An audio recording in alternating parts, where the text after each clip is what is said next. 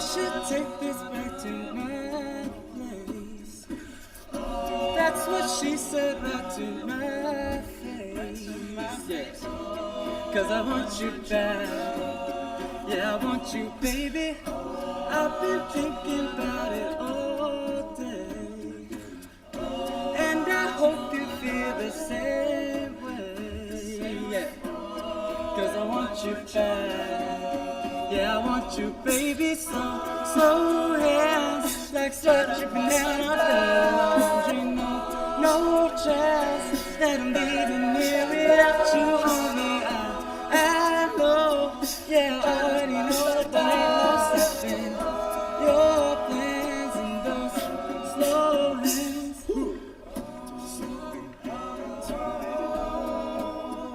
Slow hands.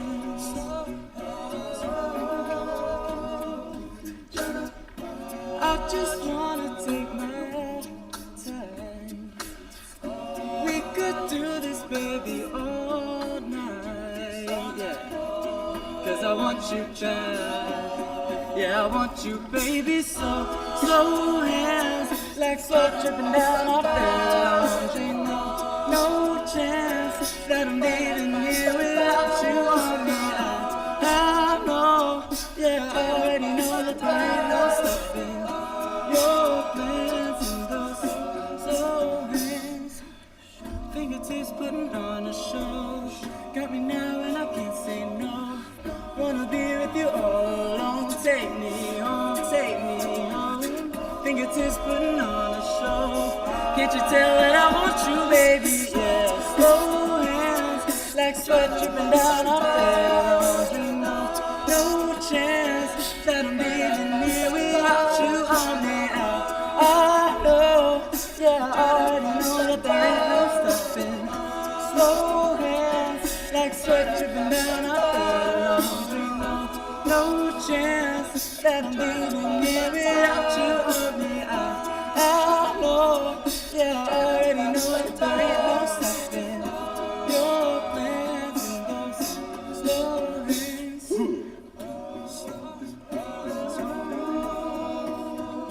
Slow hands. Slow hands.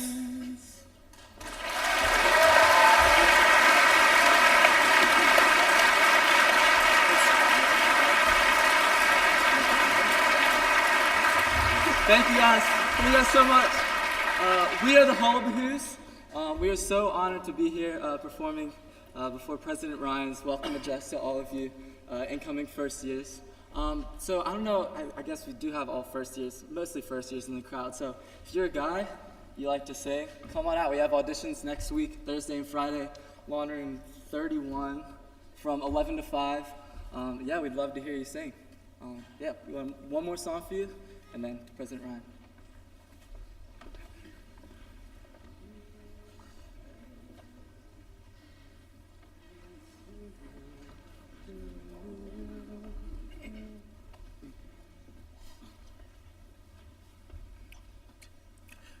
Remember the words you told me, love me till the day I die. Remember you're everything, 'cause you made me believe you're mine. Yeah, who you been calling, baby? Nobody can take my place. It takes one to know, and yeah, you beat me at my own damn game. You pushing, I'm pulling away from you. I give it, you take, Yeah, I'm blood, so you want me, out of your life, and I'm just a dead man walking to die. But you need it, all of the time. Yeah, I'm blood, so you want me, back in your life, so I'm just a dead man. But you need it, all of the time.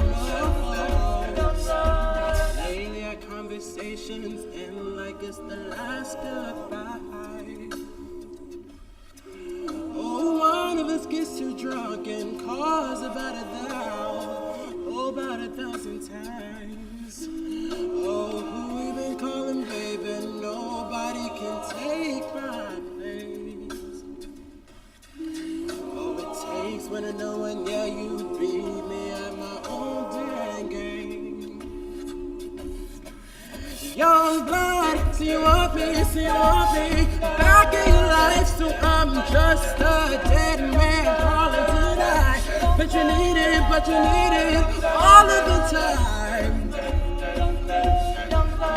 Young blood, see you want me, back in your life, so I'm just a dead man calling tonight. But you need it all of the time. You're pushing, I'm pulling away from ya. I give and you take. You're running away from ya. Oh, from ya. Young blood, see you want me, back in your life, so I'm just a dead man calling tonight. But you need it all of the time. Young blood, see you want me, back in your life, so I'm just a dead man calling tonight. But you need it all of the time. Pushing, I'm pulling away. I give and you take. Young blood, see you want me, back in your life, so I'm just a dead man calling tonight. Thank you guys so much.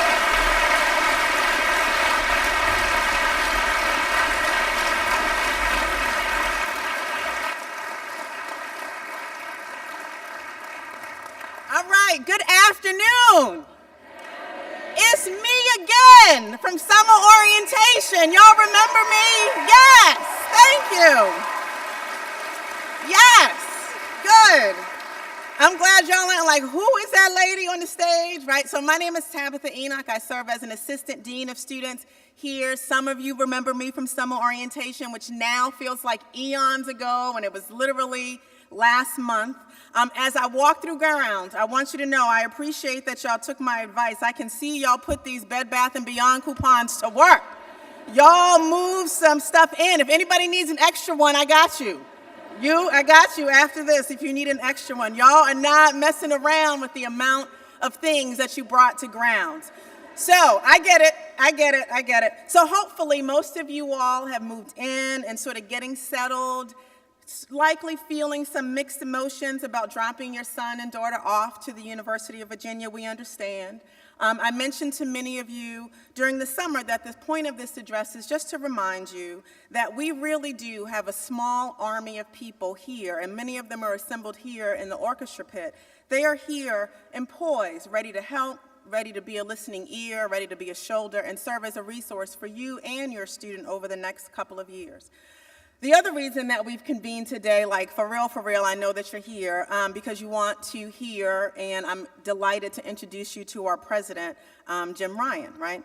But first, in true summer orientation fashion, I got to put back on my Julie McCoy hat. Remember, cruise director from the Love Boat, right? I have some logistics to go over with you. I did that this summer, so I'm doing it again now. I want you to know that this program is being live streamed over YouTube, so I want to shout out my people on the internet. If they're watching, I feel like is that what Oprah does? Like shouting, right? Okay, so it is being live streamed over YouTube. Also, when you came in the auditorium, you may have been given an index card, and that is for you to write a question down for a panel that's going to happen at the conclusion of President Ryan's remarks. What I want you to do, though, is write your question on one side and then write your name and email address on the back so that if we don't get to your question during the panel, that we'll be able to respond over email. We certainly want to be sure that we get all of the questions answered. And if you're watching over YouTube, there is a live chat, so if you have a question, know we are teched up today, so we can take questions in written form as well as over YouTube. A little bit about today, as I said, after President Ryan's remark, there will be a panel of university leaders and expertise in the areas of academics, student life, and safety and security. There'll be a Q&A. That Q&A is going to be moderated by Pat Lampkin, and Pat is our university's Vice President and Chief Student Affairs Officer. She started a career as an assistant dean of students and residence life and is a true champion of student self-governance and the student experience at UVA. She's got a wealth of knowledge. Her work ethic and commitment to serving our students inspires all of us, including myself, who work in student affairs. Okay, so now it's my pleasure to introduce Jim Ryan, the 9th president at the University of Virginia. We've got the logistics out the way. Many of you know President Ryan has had an accomplished career and is well known as a respected legal scholar and educator. He is a Yale alumnus, a UVA alumnus, and took his law degree from the university in 1992. In 1998, President Ryan joined the law school's faculty after clerking for then United States Chief Justice William Rehnquist. After leaving UVA, he moved to Boston. Y'all remember, that's my hometown, so you better be a Sox fan. Where he served as the dean of the Harvard Graduate School of Education and was the Charles William Eliot Professor of Education there. His courses were wildly popular among students even before his dean's commitment address on life's big questions went viral. Even before that, he was popular. I did check that this morning, right, to see how many views, like what does it take to be popular? How many views does he have? He had 10,288,576 views. Right, I don't even know, does Justin Bieber have that many views? Probably not. Not today, maybe back in 1998. Okay, his years of distinguished service earned him many awards and accolades, most notably the Outstanding Faculty Award from the State Council of Higher Education for Virginia, the All-University Teaching Award from Harvard, which in my mind speaks to his commitment as an educator. Yet what I think he would likely call his crowning achievement is that of a dedicated spouse and father of 4. Now, y'all remember I gave my son a hard time this summer about that Fortnite video game, how it was like sucking his brain dry from playing Fortnite. And to redeem my son in your eyes, I will let you know, he started 8th grade on Wednesday. He's 3 days in, he's got all A's, right? He's got all A's. And in addition to playing Fortnite, he actually is a really good baseball player. And what President Ryan does not know is that my son is now being coached by his son Sam's baseball coach, right? So they were so excited that President Ryan was coming back to UVA, and they couldn't wait to tell me all of the stories because they knew that I worked at UVA. His wife, the coach's wife, did tell me one story that shows to me how appreciative and how thoughtful President Ryan is. They told me that after the season was over, President Ryan, to show how he was so appreciative of how dedicated the coach was, reworked the words of "take me out to the ball game" as a tribute to this coach, wrote it down, created it, and they still have it posted on their living room wall as a memento. It really meant a lot to them. That small gesture had a lasting impact on their family, and they will never forget it. I share that with you because it illustrates the thoughtfulness and the kindness for one another that President Ryan is bringing back to him to this community, and I know we will all be better for it. So if you can join me in welcoming home our president, Mr. Jim Ryan.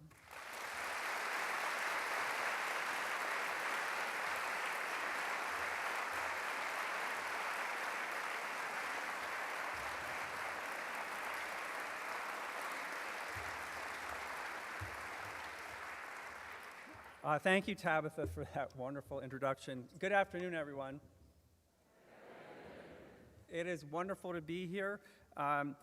You have heard a little bit about my background. I just want to add a couple of points.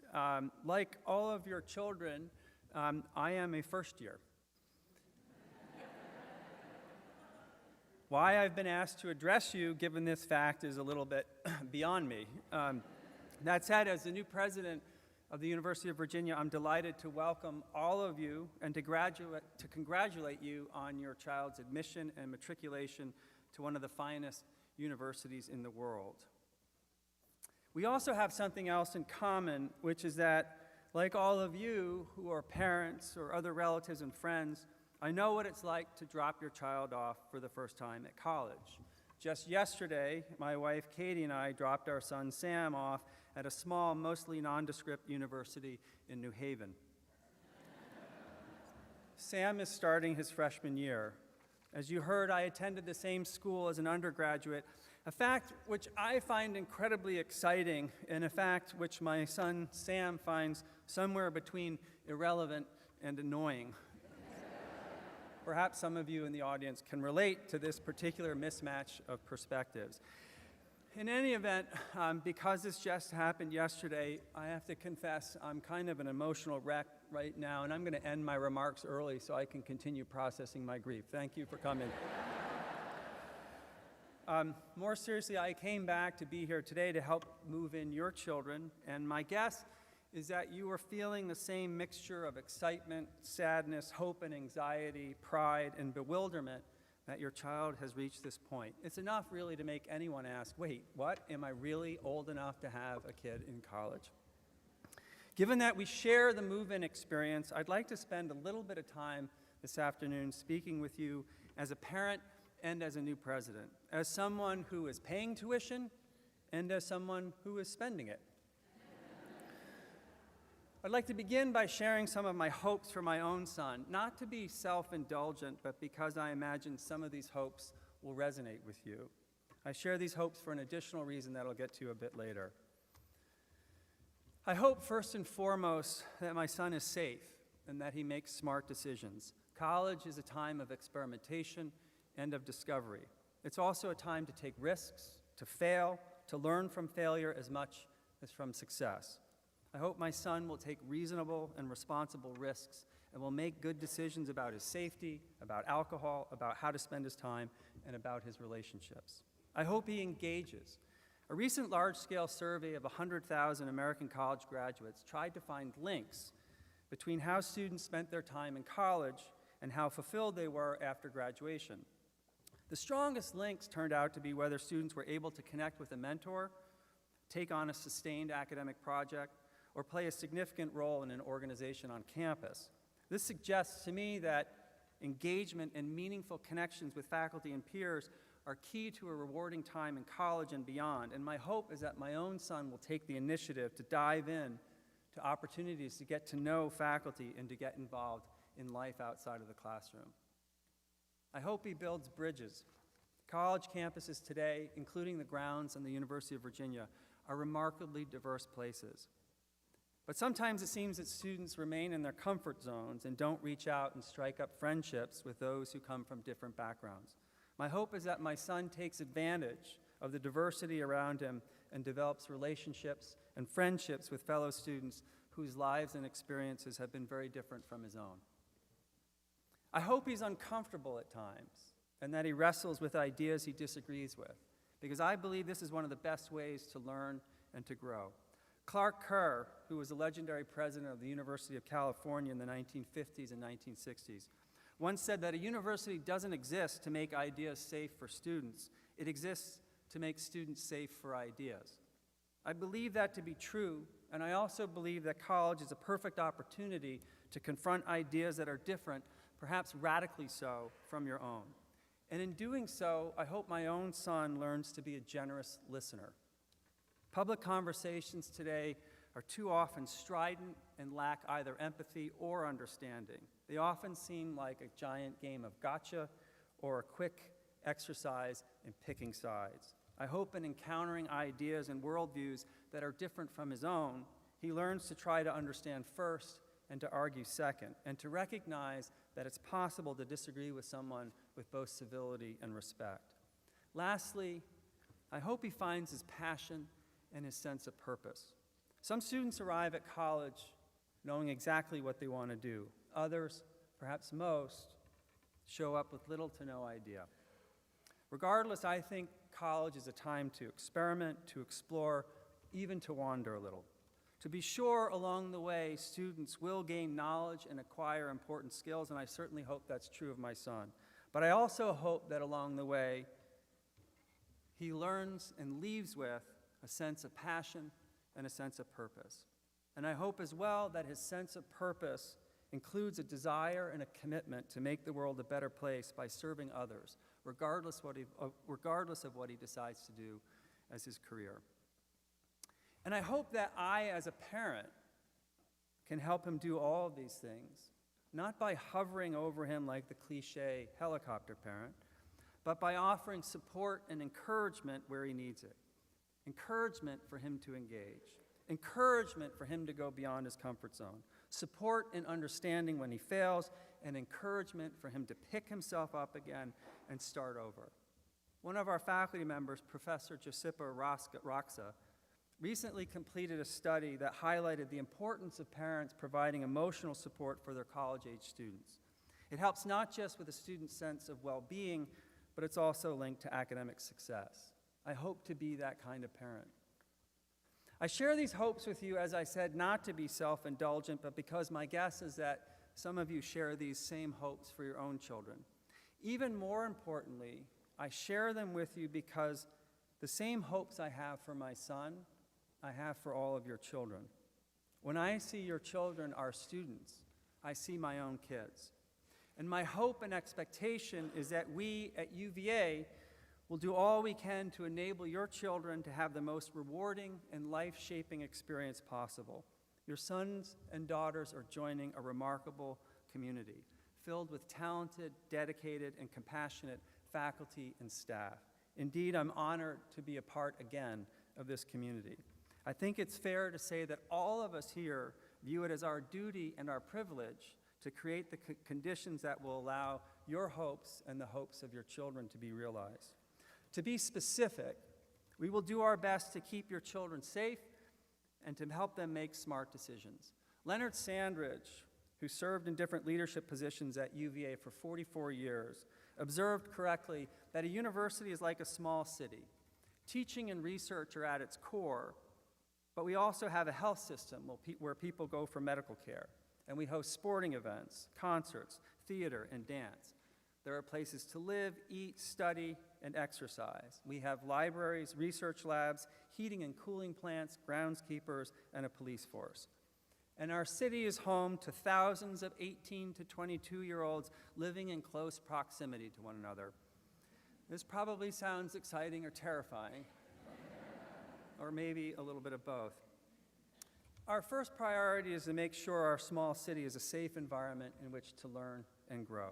University police are here to watch out for our students, as are UVA ambassadors that you'll see on the corner and in other areas where students live and gather. We have a late-night bus service and a safe ride program to help students travel safely at night.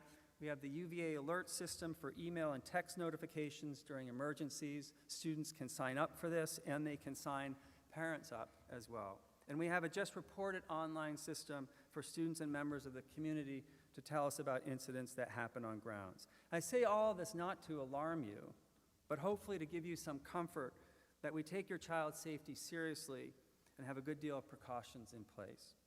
My hope and expectation is that we will also provide an irresistibly engaging experience inside of the classroom and out. An environment that is not only safe but vibrant, not only exciting but challenging. And an environment that will allow students to create connections with faculty and with peers and to find meaningful activities outside of class.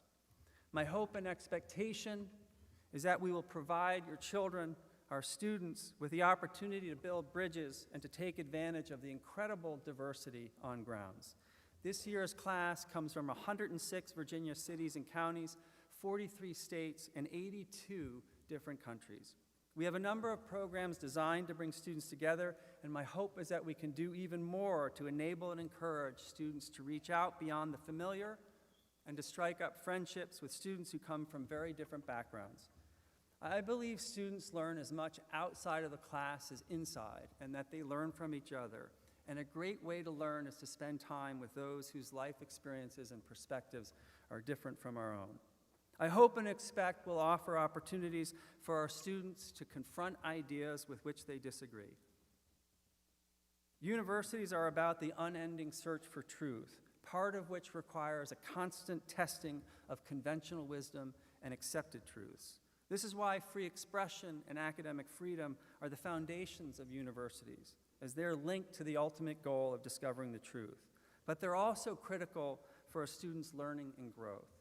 One great way to sharpen your own thinking is to wrestle with ideas and views different from your own. I hope and expect we'll offer our students the opportunity to find their passion and a sense of purpose. We do this by offering a remarkable variety of courses and extracurricular activities, and by offering our students an incomparable array of opportunities for self-governance. We recognize that students are young adults, but adults nonetheless, and we treat them that way by allowing them meaningful opportunities to govern themselves. And last, I hope and expect that in discovering their sense of purpose, our students will develop or strengthen a commitment to serve others and to advance the common good. The original mission of the University of Virginia was to create citizen leaders who would help strengthen what was then a young democracy. Our mission has expanded to include generating new knowledge and discoveries and to providing outstanding medical care. But the thread of serving others continues to weave through all of what we do. My hope for your children, for our students, is that they come to appreciate that whatever else they do, regardless of their chosen profession, whether in the public or private sphere, whether in medicine, government, business, architecture, the military, law, you name it, whatever else they do, they realize that spending at least some time advancing the common good by serving others is a recipe for a meaningful and rewarding life. To do all of this, we are going to need your help. Please help your children make smart decisions. And to give a concrete example, I'd encourage you to encourage your children to avoid the large off-grounds block party tonight, and instead to attend the on-grounds party called Who's Home, which is sponsored by the student-run University Programs Council. It'll begin with a concert in the amphitheater and continue by the Aquatic and Fitness Center with a DJ, free food trucks, and games. Attending Who's Home, I think, would be a very smart decision, which is one of the reasons I'll be attending at least for a little while, although it starts a little late for my schedule. It's rare these days that I begin an event that starts at 10 p.m. In addition to helping your children make smart decisions, I hope you will try, as I will as a parent and as a president, to encourage your students to explore their interests, to take chances and risk failure, and to continually search for their passion and sense of purpose. And it's here where my hopes as a parent and as a president converge, and it's here where I will end my remarks. There's an old folk saying, the origins of which are obscure, but it says, "Prepare the child for the road, not the road for the child." As a parent, I've tried to live by that maxim, though it's not always easy. As a president, I view our ultimate task as helping to prepare your child, your young adult child, for the road ahead, for the exciting, challenging, uncertain, and rewarding road ahead. And I look forward to beginning that journey with all of you today. Thanks for being here, and congratulations again.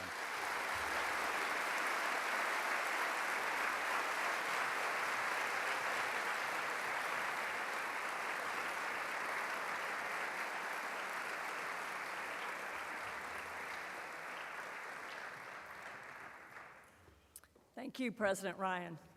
We are now going to have a panel join us, and President Ryan has taken a seat, and we've told him he's not allowed to submit questions. We are hoping that through this we can all learn and make sure that we answer any questions. We don't want you leaving the grounds having any questions unanswered. Again, it's great to see many of you. We have a lot of students here today, and I will remind you that some of you, I know their parents when they were in your place, and if they start giving you too much grief, you might want to give me a call. May have a story or two that can set them straight. Let me start first to remind you that we're collecting index cards. Put your email on the back. We will only be able to answer a few of the questions this afternoon, but we will get back to you by email. I'm going to start with having the panel introduce themselves. We also have several university experts sitting in the orchestra pit that we will turn to ask questions. So Gloria, if you'd like to start. Sure. Good afternoon. I'm Gloria Graham. I'm the Associate Vice President for Safety and Security. I'm also a parent, and I have worked in higher education for 23 years. Good afternoon. My name is Archie Holmes. I'm a faculty member in the School of Engineering and Applied Sciences, and I also serve as the Vice Provost for Academic Affairs. Good afternoon. I'm Alan Groves. I'm an alumnus of the law school, and I am the university's Dean of Students. This is my 12th year as Dean of Students. So I will immediately turn to our two individuals who will be asking the questions. On my right, we have Julie Crucio from the Office of the Dean of Students, and over on my left, we have, or in the middle, I really can't see here, sorry, Cecil Banks from the Office of the President. So Julie, if you'd like to say the first question. Sure. Congratulations to President Ryan and his leadership team. What changes can the class of 2022 expect and will benefit from during their 4 years at UVA? So this one maybe I'll start with Dean Roberts, who's the Dean of Admission. You think? What changed? I didn't No. read the question. Who wants to take that one? Archie, you want to take it? So, Julie, can you repeat the question, please? What changes are in store for the class of 2022 that will benefit them over the next 4 years? So we'll go with Archie and Alan, and then So I think one of the things that I will build off of what President Ryan mentioned in his remarks, there's been a lot of research that really talks about the importance of experiential learning in terms of how it will prepare you, your student, for long-term success. And so whether that is studying abroad, whether that is being involved in a public service project, whether that is doing research with a faculty member, I think one of the things that you will see is an emphasis at the university of making sure that that is something that is an integral part of the education here. you want to add? Yeah, and I would add just a couple of things to that. I want to highlight the issue of service. I think that's a conversation that started to take place last year among our students, but this idea that we're not an island that is immune to everything around us, and that we have an obligation, indeed as a public institution, it's our mission to be giving back to the town, the county, the Commonwealth, the nation. And so there's been a lot of energy from our students. We have some student leaders here today in the orchestra pit about how do we engage the community in a way that's constructive and respectful and beneficial, that both we deliver on that mission, but we also learn from it. I think beyond that, we've got, for example, in the college, what was a pilot in the new curriculum and now a more extensive. I see Ian and Rachel here. And so this class, if you're in the college, are really going to begin to benefit from that remarkable change, first time in 40 years, Ian, I think, that the college curriculum has changed in such a meaningful way. And so I think there's a lot of exciting things happening on the academic side. Good. Okay. Cecil? So this question says, can you explain the new curriculum in the College of Arts and Sciences and how the changes compare to other universities? There we go. So Ian Bockham, the Dean of the College. I teed it up.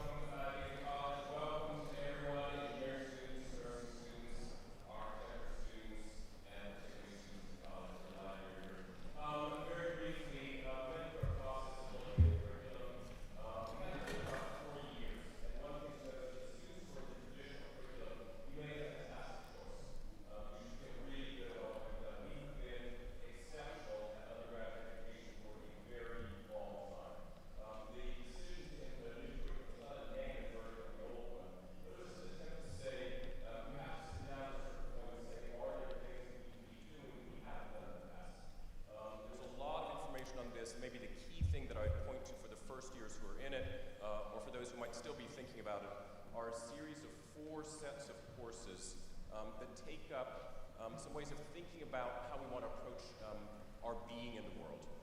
How do we think about the arts and the kind of the claims that the arts make on us as citizens, not just as entertainment, but to really understand and inhabit the world in a richer way. What does it mean for us to engage with difference of history, of thought, of ideology, of expression, of ideas? There's a full range of courses that are focused on this.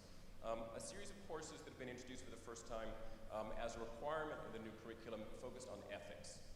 We think that for any student to pursue their course of study, to think about what it means to move into their professional lives, what it means for them to move into their lives as a citizen, they're going to need to wrestle with ethical questions. So there are a range of courses that are focused on ethics. And the fourth are a series of courses that are focused on really complex understanding of what an empirical truth claim is. So those courses are called engagement courses, and they're being taught by a group of faculty that we've pulled out of all of our departments. Our best faculty who compete for the ability to be what we're calling a college fellow, and they co-design and co-teach these classes in very sort of small seminar type engagement to bring the students in. There's some other elements of the curriculum that sort of unfold in ensuing years, but that's really kind of the key piece for the first year students. Thank you, Ian. Julie. What moves you to be great? I couldn't hear that at all. I couldn't hear that. We can't hear, I'm sorry. What moves you to be great? Oh, well, who would Wow. like to start this one? What moves me to be great? Do you have an idea about that off the top here? I think for me, the reason, maybe a little story would be useful. When I came to college, the only thing on my mind was spend 4 years at a university and leave for the real world. It's now been 32 years that I have continuously been in a university besides summers. And I think what strives me to be great is a desire to continue to learn, a desire to continue to educate others, a desire to be a better version of myself through those processes. And so I think just being open to the idea that even though you come to a university thinking that you know what you want to do, be open to the idea that you might be wrong. And I think I'm a great example of that. I would just talk institutionally real quickly, which is when I think about the university, and I have tremendous affection for this place and have since I was a student, but I think that when we think about what makes the institution great is whether or not we are fulfilling a mission that we have that is different than our counterparts who are in the private sector, private institutions and private entities. And that is what a little bit of what I said earlier, which is I think what makes us great is when we think about the reason this institution was founded that made it so different than every other college and university in the United States at that time, and the objective that we would create people who would go in and make this new idea of representative democracy work. And so what makes the University of Virginia great is that we still remember that at the end of the day, our core mission is to educate young people to make this democracy work, and that's where we have an impact. I will quickly follow up with a little bit of a different story. I, by all accounts, shouldn't be here. I was a Pell Grant student. I am a first-generation college student, and by every single piece of the imagination, the fact that my 5 siblings and I all graduated from college was really not expected. And I know our police chief, who's sitting here in the front row, and I've known him for quite a while, and our stories are very similar. And so what we bring to the table from a safety and security standpoint is that people are going to make mistakes in life, but at the end of the day, we are, as Dean Grove said, we are in the business of producing college graduates and graduates from the University of Virginia, and that is what we stay focused and remain focused on, in that we understand that to be great, you are probably going to take risks, and you're probably not always going to make the right decision or what people view to be the right decision. Well, if you always made right decisions, I wouldn't have a job, so thank you. Precisely. I second that. You're here. And so we are in the business of graduating your students and helping them find themselves and helping them to be great themselves.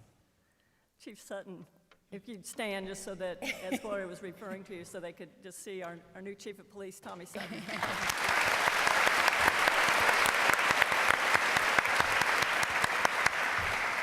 Thank you all. Cecil. All right. Should my daughter get an internship this summer? If so, how? Okay, so should my daughter get an internship this summer, and if so, how? We're going to turn to Everett Fortner, who is our Executive Director of the Career Center. Thanks for asking that question. I think as you're sitting there as a first year thinking about what you're going to do this summer and starting to think about what you're going to do 4 years from now is probably really difficult. So I would encourage you to think about two things as a first year. Not focus on internship, but focus on the idea of explore and get experience. And so Archie mentioned a few things that you can do to start getting experience. You can partner with a faculty and start doing research. You can do public service. You can get involved in a CIO and a number of other activities. All of those things are going to help you explore yourself and understand your skills and interests and values. And that's what's going to be important in helping you get that first real internship. You only have 3 summers to get some kind of great experience, but they don't all have to be just a job internship as you typically define that. Use those 3 summers to do something valuable, to build skills, to understand yourself, to explore the world, to get something different and challenge yourself to build your story for those employers that are going to want to talk to you in 4 years. So yes, you should get an internship, but there's so many other ways to get experience. Don't let that intimidating factor of an official internship keep you from getting good experience. Thank you, Everett. Julie. This is for Dean Groves. Given your background in law, what role do you suppose the Honor Committee fulfills in this 21st century university? So what role does the Honor Committee fill in the 21st century university? So this morning I was out at Morven Farm with the Honor Committee and the Honor Support Officers at their annual training, how they begin the year, speaking with them about the important role that they play in the fabric that is the institution. You know, we also have the chair of our judicial system, our student-run judicial system. We have 2 systems of accountability for our students, Honor for lying, cheating, and stealing, and the UJC for the 12 standards of conduct. The UJC ends up having a much bigger case docket. It hears a lot more cases, but all of this is student-run. So my view is, in terms of the question was posed as with my background having been an attorney, I mean, what I love about our system is the fact that it really is judgment by peer. It really is the fact that a 58-year-old man is not sitting there saying, okay, here's your punishment, but in fact their peers are looking at it thoughtfully and saying, what should the outcome of this case be, looking at all of the factors, all of the things that were involved. If you think about trial by peer and you think about equity in terms of how accountability should be measured, that to me is a perfect system. And the honor system is an example of how it's evolved over time and how the students themselves, that was part of our conversation this morning, have looked at how they handle cases and the ways in which they make sure there's no spotlighting or identifying one group over another, and how to be equitable and fair and how that is administered in our system.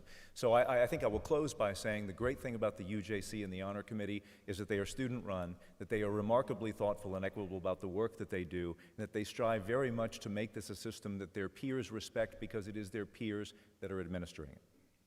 Thank you, Alan. I'm going to ask, we have 2 of our student representatives here today. As Dean Groves said, Ori Streeter, who's the chair of honor, is training right now. But Alex Cintron, who is our student council president. Alex, if you want to stand up. And then, and Kevin Warshaw is our chair of the University Judiciary Council.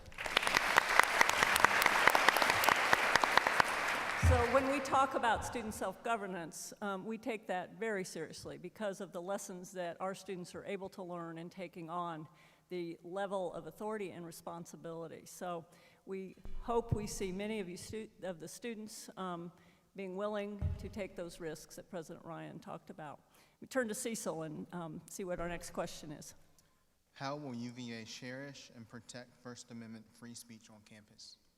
So if I heard that right, it's how can we protect First Amendment on campus? Is that correct? Okay, so I'll turn to Alan and to Gloria. Or you can do it in reverse Gloria, why order. don't you go first and then I'll follow up. Yep. Sure. So we fully and wholeheartedly support people's First Amendment rights. We're very well versed in doing so. As recent as 2 weeks ago, we were involved in doing that. And so I will tell you that there is a lot of work that's done, and maybe I'll even let Chief Sutton speak to you the way in which we go about supporting people as they express themselves. There's many times in which we don't even get involved from a safety and security standpoint because there's really no need to be involved. We sometimes have to plan for the unexpected, or we get information that requires us to develop a safety and security protocol for protected speech. But for the vast majority of those instances, we don't even get engaged. Do you want to speak to it? I think one of the ways that the police department can support free speech is to be a partner, right? So when students say they want to demonstrate or exercise that right, we like to partner with them if they're going to be moving in mass across the street. We want to make sure the streets are blocked so they can cross the street. If they want to demonstrate against something that may be controversial, we want to make sure they're safe while they do so, and counter groups aren't antagonizing or intimidating. So our approach is to be more so collaborative than restricting anything. Thank you. Yeah, and Pat, the only thing I think that I would add, I spoke to your sons and daughters this summer for a bit about the First Amendment and about freedom of speech and why that matters so much to a public institution. The President talked in his comments to you about the fact that students sometimes need to be made to feel uncomfortable. And I think that's often one of the hardest things, is to have things that you at 19, 18, 20 believe strongly, and to hear an opposing view and to be challenged in that way. But that is the only way in which we can develop the kind of intellect, the kind of keen thinking, strategic thinking that we need in our young people. So you have to have your viewpoints challenged. You have to learn how to defend those with logic and reason and fact, not emotion. And quite frankly, you have to be prepared to occasionally change those views. And so that's been the message that I've delivered to your sons and daughters, that there's times you're going to be uncomfortable. And that is part of what it means to be in a great academic institution. That said, you know, our students have remarkably robust free speech rights here, and I told them that this summer. They can pretty much protest anywhere outdoors. We have some very small time, place, and manner policies about amplified sound, but pretty much for a student, anywhere outdoors you can hold a banner, you can talk to people, you can pass out literature, and they do that, and I respect that. And we have been fortunate relative to some of our peer institutions in that we have not had this rash of speakers being shouted down or stages being rushed and things like that. Our students, even when they feel passionately, have generally, in my opinion, very, very broadly been extremely respectful. I think last year we had 2 instances in which a small number of students, in one case disrupted another student's meeting with which they disagreed, that group. In another case, held a banner to block people from seeing a viewing of something. In those cases, people were held accountable through our student-run system. But by and large at this university, and I hope this continues, our students have been very willing to allow speakers with whom they disagree to speak, and then to use their own voices in asking hard questions of those speakers, in pushing them to defend the viewpoints that they have just articulated. And that's what an institution like ours should be about. Thank you. Julie. What's the best safety message I can give to my son before leaving? So we'll start with Gloria and may turn to Tommy or whomever else, or you may be able to repeat the question? Best safety message before they leave their children here, to deliver to their children. Oh, wow. I feel like there are a number of them. I will hitchhike on President Ryan's speech about not going to the block party, and instead going to the events that are hosted on grounds. Otherwise, I would say, and I share I say the same thing to my own child, in that make decisions because they're the decisions that you want to make. And it's really hard sometimes when, especially if you have a tendency to follow other people instead of being that one that's out front and is leading. And my own child falls into that particular realm sometimes. And so I talk with her often about make the decision and understand the consequence of the decision that you're making each and every single time, and be thoughtful and be in the moment versus not being in the moment and not thinking about the consequences, because there is always going to be one, whether it be positive or sometimes it be negative. And so that's probably the best advice I can give. Thank you. Archie, did you have a comment? I would echo exactly the same thing. What I seem to notice is a lot of decisions that folks are making are because of the influences around them as opposed to what it is that they want to do, partially because they don't want to disappoint others. I think that in the end, if you do what is true to yourself, you will have made the best decision that you can make for you. Thank you. Before I go to the last question, we have several deans in the orchestra pit that I'm going to ask to stand, because I want you to be familiar with their faces, and to, as you become part of the university family, feel comfortable in addressing them and know who you have running the academic enterprise. So I see Carl Zeithamels, our dean of the McIntyre School. And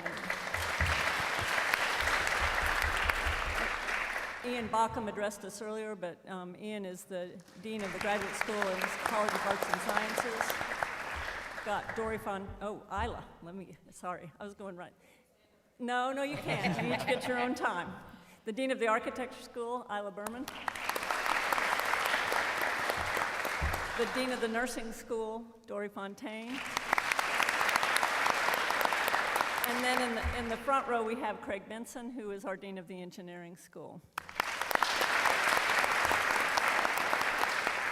We also have other representatives of the other schools, so that if anyone has questions and wants to address them afterwards, we will all be around for about 5 to 10 minutes. We do go right into parent welcome addresses by the schools. So that will be a quick time. Leave your cards. Don't be afraid to ask us questions. We really are here to help answer your questions and take good care and challenge your daughters and sons. So, Pat, before we get to the last question, can I ask a question that we always get every year we haven't gotten yet? No. Which is, Carla, how's our football team going to do? We get that question every year, so, yeah. So we have our athletic director, Carla Williams, and he wants to know, how is our football team going to do?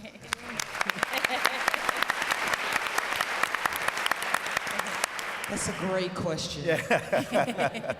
Well, our plan is to get better every day, and hopefully really soon field a consistently competitive team. I was at practice this morning, and we look pretty good. I don't want to raise expectations too high.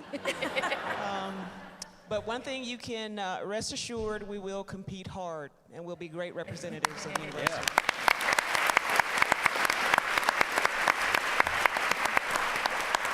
And we have two really good soccer teams that both won, so they're doing very well. Soccer is very good here. Yeah.